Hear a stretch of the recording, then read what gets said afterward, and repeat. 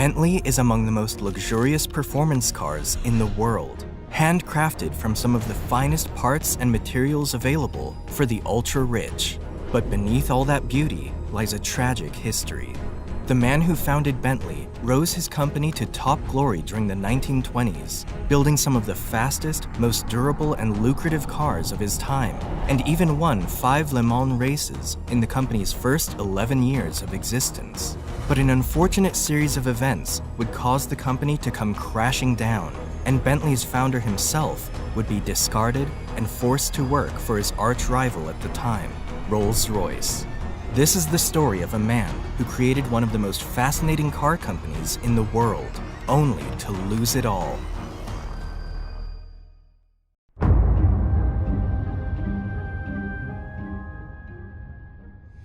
The story of Bentley begins with the birth of a boy in London in 1888. Walter Owen Bentley was the youngest of 9 children and was raised into a prosperous family thanks to his father, who made his fortune selling silk and wool. From an early age, Walter grew up differently than what his family had hoped for, and didn't particularly enjoy the idea of school. Instead, he was fascinated by anything mechanical, especially things that moved. This became clear when at the age of 9, Walter bought a second-hand bicycle and dismantled it, for the sole purpose of seeing how it worked. However, Walter's greatest love at the time was for trains and wanted nothing more than to be a train engineer. Thus, in 1904, at the age of 16, Bentley dropped out of school, left home, and went to work as an apprentice at the Great Northern Railway in Doncaster.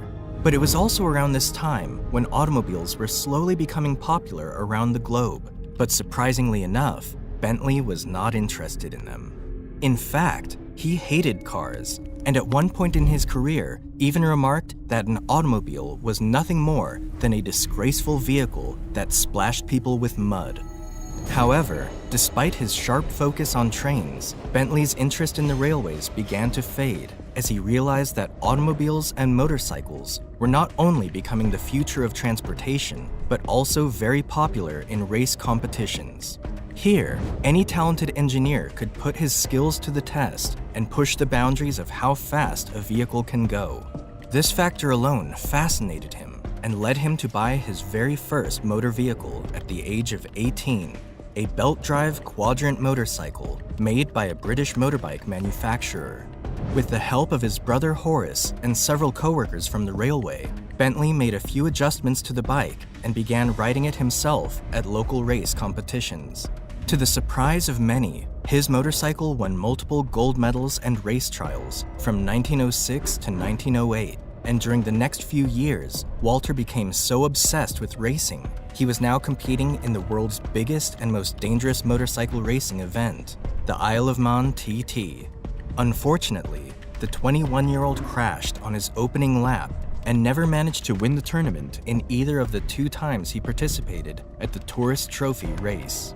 However, Bentley's persistent passion for racing didn't let those setbacks stop him from landing several other victories along the way, and most importantly, mastering his skills at refining engine performance.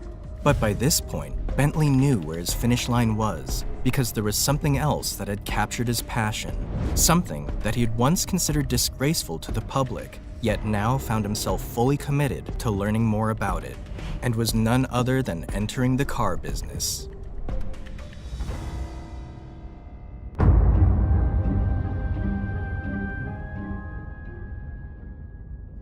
In the year 1910, and at the age of 22, Walter Bentley kickstarted his new career at the National Motor Cab Company in Hammersmith, London, where he found himself in charge of maintaining and operating hundreds of Unix London taxicabs.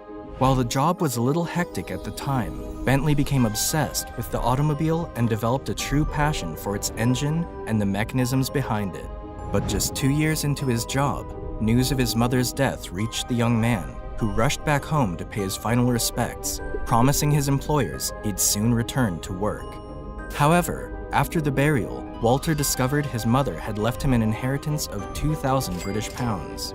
Here, he was left with 2 choices. He could either save the money and go back to his job, or risk it all to open a car business. As you might have guessed, he went with the car business, and got a place in London where he specialized in selling automobiles from a London-based franchise known as Dorio, Flandrin, and Perron, which was a French car manufacturer.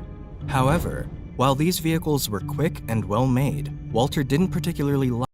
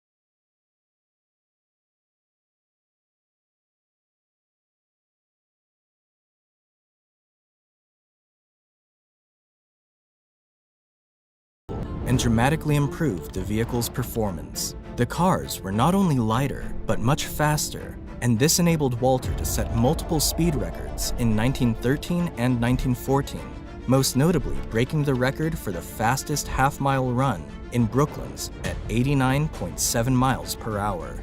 Walter's accomplishments on the racetrack brought him and his company to greater publicity and press coverage, giving them the perfect opportunity to create their own cars and build a new company.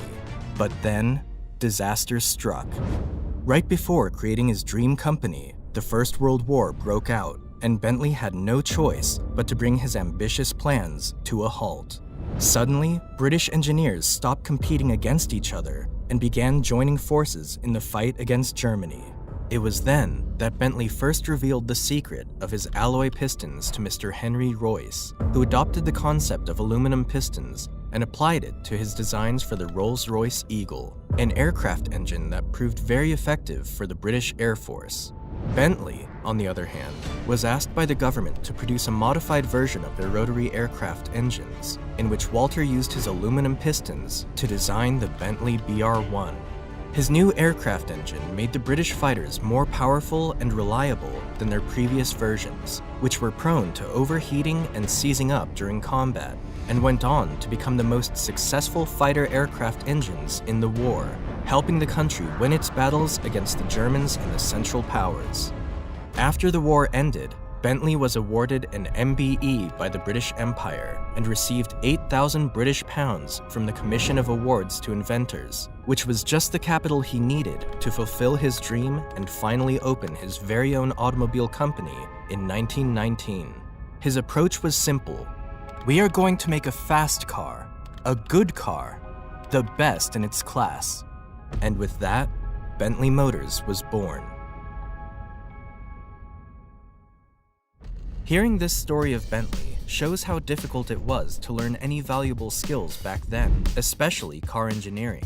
Bentley's founder had to take in years of experience and hardships to find the right information, but nowadays you can easily learn anything online, and the best way to learn is with Brilliant.org. Why I personally love Brilliant is because it's not just online learning, it's interactive and perfect for busy people. Tough topics are simplified in bite-sized lessons. You gradually master whole topics in as little as 15 minutes a day. I've recently been exploring their Computer Science Foundation learning path, which begins at the fundamentals of computer science, working up to programming and neural networks. It was always a topic I was interested in, but learning it just seemed too intimidating. However, Brilliant has made it a low-pressure and exciting new skill for me to learn. The best thing about it is that it's fun. Interactive puzzles, riddles, and games. It's not just memorizing facts. Plus, at the same time, you learn real useful skills that you can apply to potentially level up your professional career. Right now, you'll get a 30-day free trial if you visit brilliant.org/bigcompany or click on the link in the description below now to check it out. The first 200 of you will also get 20% off from your annual premium subscription. Thanks to Brilliant for sponsoring this video. Now, back to Bentley.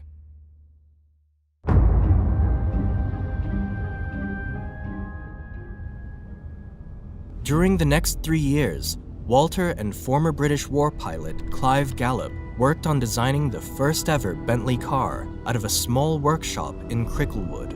The result was the Bentley 3-liter, a super advanced vehicle for its time as the world's first production car engine with 4 valves per cylinder, dual spark plugs, and an overhead camshaft. Bentley immediately took their car to local races and hill climb events, where they quickly found success and became a huge phenomenon thanks to the vehicle's looks and performance.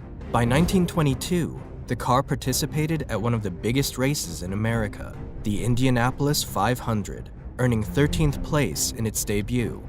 Due to the speed and durability of the Bentley 3-liter, some had suggested that Walter take his vehicle to the first 24 Hours of Le Mans in 1923, but Walter responded by saying, "I think the whole thing is crazy. Cars aren't designed to stand that kind of strain for 24 hours. While Bentley's founder doubted the race competition, 2 of his own buyers by the names of John Duff and Frank Clement took their own Bentley car to race at the 24 Hours of Le Mans in 1923, where they finished 4th place while also setting the fastest lap of the race. These results completely changed Walter's mind, and he entered an official factory team the following year, in which John Duff achieved a first-place victory at Le Mans in his Bentley 3-liter Sport.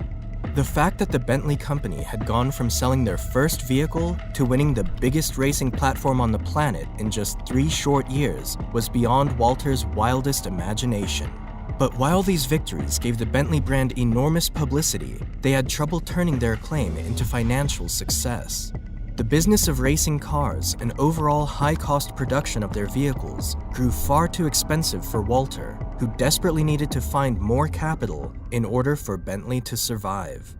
As he struggled to make ends meet, a wealthy diamond mine heir by the name of Wolf Bernato bought his first Bentley in 1925 and loved it so much he began investing his own cash into Bentley Motors, eventually taking control of the company in 1926. He and a group of other independently wealthy racers continued to take the company to more and more race competitions, while Walter focused on designing and engineering the next models. Together, they became known as the Bentley Boys and played a major role in building up the brand's prestigious reputation. During their time in the company, Bentley released 2 more models, the 4.5-liter and the Bentley Speed 6, which were incredibly powerful, big, and fast for their time. The Bentley Boys casually drove these cars for fun, as well as on the racetrack, where they won numerous races and motorsports events, most notably an astonishing 4 consecutive wins at the 24 Hours of Le Mans from 1927 to 1930. During this period, the Bentley Boys made international headlines time and time again, not only for their accomplishments on the racetrack, but off the track as well. They were known for being rich playboys who lived an adventurous lifestyle. They loved to party and drink, place bets on the rising stock prices, and practically speaking, they did racing on the side. They all came from military backgrounds, so surviving the horrors of the First World War probably motivated them to enjoy life as much as they could. Their passion for life and deep love for challenges got them involved in many other ambitious and daring situations. One example of this was when Wolf Bernato raced in his Bentley Speed 6 against an express train from France called Le Train Bleu, which traveled across the country. To prove that Bentley cars were much faster than the railways, Bernato bet £100 that he would start in Caen at the same time the train departed and would finish in London before the train even reached Calais. Although he was met with obstacles, such as running out of fuel and bursting his tire along the way, Bernardo managed to set foot in London, order his cocktail, and take a sip on his glass just 4 minutes before the train arrived in Calais. At the time, it seemed like the Bentley brand and their crew couldn't get better publicity and admiration from the public, and there were no signs of slowing down. However, after winning their 5th 24 Hours of Le Mans in 1930, the company sadly stepped down from racing, claiming they'd learned everything they needed to know about speed and reliability. By then, Walter had turned his attention to designing a new automobile that would still become his biggest creation yet, the Bentley 8-liter.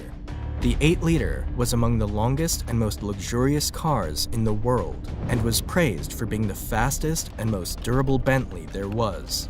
While other production cars at the time had top speeds of 50 to 60 miles per hour, the 8-liter was proven to go above 100 miles per hour. To top it off, despite its large and powerful engine, the car featured something that was unheard of at the time. It ran dead silent. It was truly a luxury phenomenon and exactly what Walter Bentley had envisioned for the company, a true racing car with touring accessories. But a dark time was right around the corner for the company, and Walter Bentley would soon find himself wanting to part ways from the same company he had built with his heart and soul.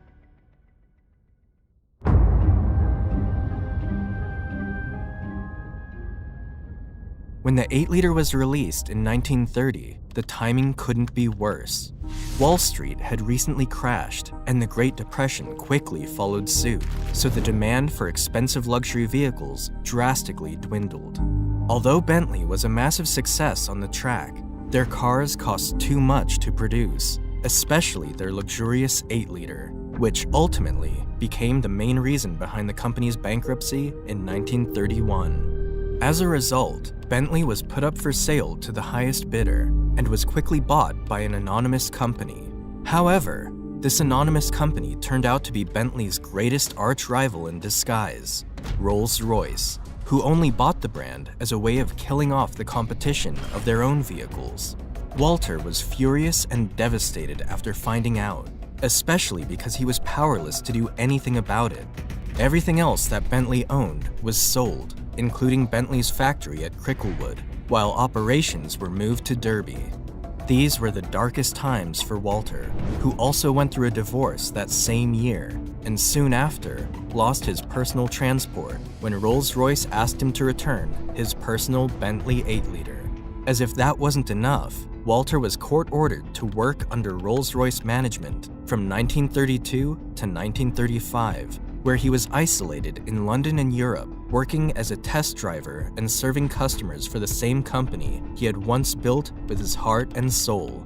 He now found himself wanting to leave Bentley Motors. He had no power or influence over their designs or engineering, and was left watching as Rolls-Royce used the Bentley name for their own purposes. After his contract ended in 1935, Walter finally left the company with a sense of freedom, and spent the rest of his life working for other British luxury car companies until his final retirement. He died with no children at age 82 in 1971.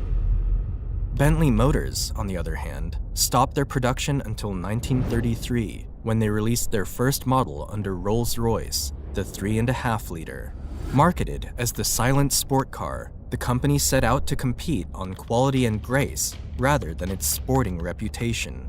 This, however, never allowed Bentley to truly make a name for itself, despite launching brilliant and stylish models such as the Bentley S-Series, the T-Series, the Bentley Mark V, and the R-Type. Nearly all cars released by Bentley Motors during this period were just about identical to Rolls-Royce, since the two companies shared the same chassis and engines. The only way to differentiate them was by the looks of their badges and their unique radiator sounds, which upset many traditional buyers. As time went by, Bentley's sales fell to a meager 5% of Rolls-Royce's total production line, and Rolls-Royce itself ran into their own financial crisis during the 1970s, leading the company to sell its motorcar division, including Bentley, to an engineering firm called Vickers in 1980. Under Vickers, the company set out to revive Bentley's past racing reputation, and new, faster models rolled out from the factory floor, such as the Bentley Mulsanne, the Bentley Azure, the Continental R, and Turbo R. While all these vehicles helped the company regain some traction as a luxury sports car during the 80s and 90s, the Bentley Renaissance didn't really begin until 1998, when Volkswagen acquired the company.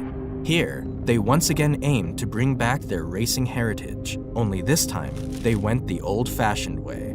Bentley was back at the 24 Hours of Le Mans in 2001 after 70 years of absence and managed to sweep in third place with their Bentley Speed 8 prototype. Only 2 years later, the Speed 8 would pull off a terrific first and second place at the 2003 Le Mans race. And just a few months later, a brand new model hit the public market, the Bentley Continental GT.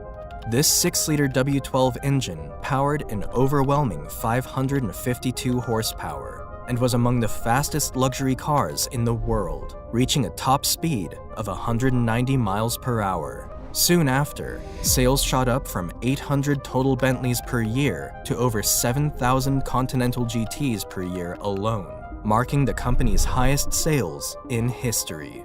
Bentley then followed suit with extraordinary new models like the Bentley Flying Spur, the new Mulsanne edition, and their most popular model, the SUV Bentayga, each one of them featuring hand-built craftsmanship, powerful engines, and most importantly, fast speed performance, helping the company remain with strong sales ever since. It's safe to say that Bentley is now doing better than ever, but it's crazy to think that almost a century ago, a small group of men were able to build such a resilient brand in just 10 short years, and that same brand they created has persevered and thrived in Bentley's winged bee emblem. But Walter Bentley is not the only auto industry legend with a tragic history. I've previously covered the stories of both Chevrolet and Bugatti, where I laid out the journeys of the men who built these successful car brands, yet tragically ended up losing it all. So if you want to know more about those stories, just click here and I'll see you there. Until then, make sure to subscribe and like the video. I'll catch you in the next one.